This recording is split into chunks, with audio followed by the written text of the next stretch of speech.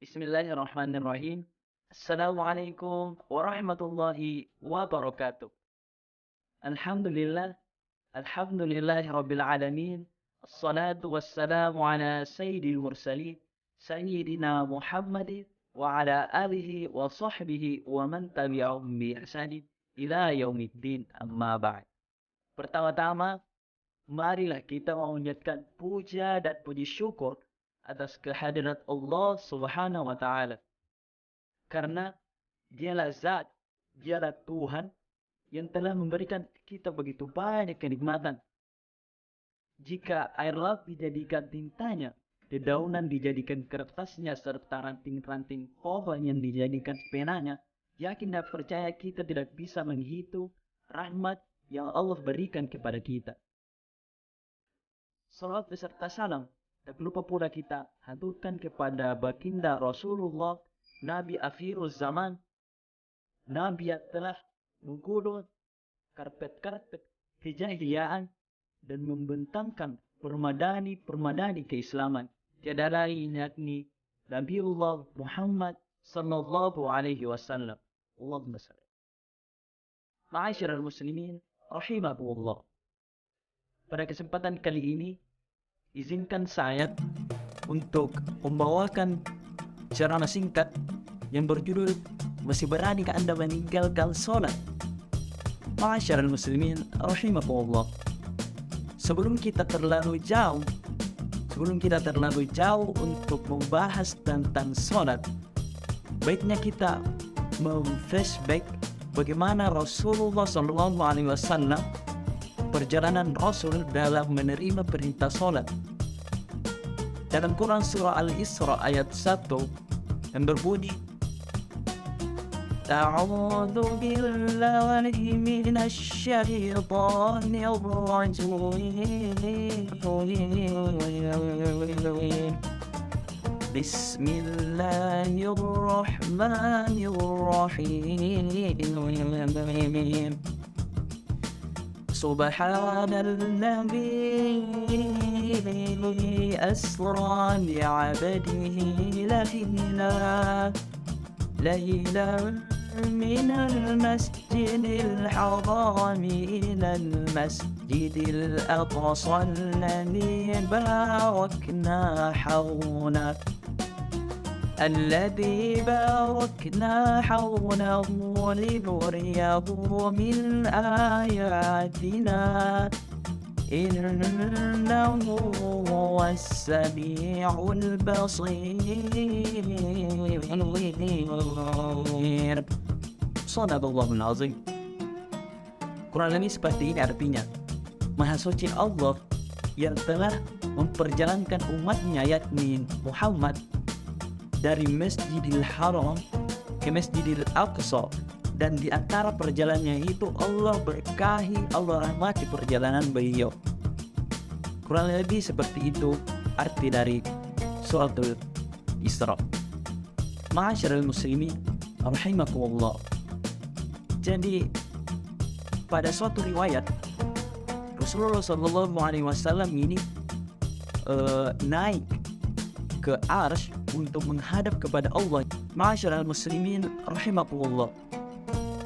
Kemudian pada suatu riwayat pernah Rasulullah ditemani oleh malaikat Jibril ke neraka. Rasulullah di situ pada waktu itu melihat ada orang yang membenturkan kepalanya ke batu sampai hancur. Kemudian dibentuk kembali seperti semula, kemudian dihancurkan kembali.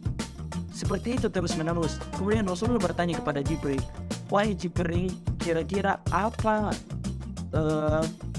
perbuatan dosa yang dilakukan oleh orang ini sehingga dia membenturkan terus menerus kepalanya ke batu sampai hancur?" Malaikat Jibril pun menjawab, "Wahai Rasulullah, inilah orang atau perbuatan dosa bagi orang yang senantiasa meninggalkan sholatnya." Ma'asyiral muslimin rahimakumullah. Jadi masih beranikah Anda meninggalkan sholat? Dengan gambaran neraka yang begitu pedih yang Allah berikan kepada kita nantinya jika kita meninggalkan sholat. Yakin dan percaya, perbaiki sholatmu, maka Allah akan perbaiki hidupmu di dunia, lebih-lebih di akhir. Jika sholatmu baik, maka yakin dan percaya semua akan baik, semua urusanmu akan dipermudah, semua apa yang kau inginkan insya Allah akan dikabulkan oleh Allah Subhanahu wa Ta'ala. Ma'asyiral muslimin rahimakumullah. Dalam Quran surah Al-Baqarah yang berbunyi Bismillahirrahmanirrahim, Inna as-salata tanha 'anil fahsya'i wal munkar. Bila akhir ayat, yang artinya seperti ini. Salat itu dapat mencegah dari perbuatan keji dan munkar. Nah, jadi misal kalau masih ada orang yang sholat terus dia melakukan perbuatan keji dan munkar, itu sholatnya masih ditanda tanya, itu sholatnya masih dipertanyakan. Bagaimana sholatnya ini? Ma'asyiral muslimin rahimakumullah. Jadi apa alasan hadirin sekalian tidak sholat? Misal di dalam perspektif ketika kita ingin melakukan wudhu, misal kita sakit, terus kita tidak bisa melakukan wudhu dengan menggunakan air, kita bisa melakukan tayamum. Kemudian misal di dalam sholat, kita tidak bisa sholat berdiri, kita bisa sholat duduk. Kita tidak bisa sholat duduk, kita bisa sholat tidur. Kita tidak bisa sholat tidur atau baring, kita bisa sholat dengan melakukan gerakan seadanya. Kemudian jika kita tidak bisa melakukan gerakan seadanya, kita bisa sholat dengan niat. Kemudian yang terakhir, kalau tidak bisa mungkin niat, disolatkan malam lagi, karena tidak ada lagi setelah itu. Begitu mudahnya Allah memberikan kemudahan kepada orang yang ingin melakukan sholat. Kesimpulan dari ceramah saya, marilah kita di momen Isra Mi'raj ini, marilah kita bersama-sama meningkatkan amal ibadah kita, amal sholat kita. Semua amal ibadah kita bisa diterima oleh Allah, karena kalau sholatmu yang baik, insya Allah yakin dan percaya semua amal ibadahmu akan diterima oleh Allah. Tetapi yang pertama, kalau misal sholatmu yang tidak bagus, yakin dan percaya semua amal ibadahmu masih ditanda tanya besar. Kalau dia sholat atau rajin sholat, berarti dia seorang muslim.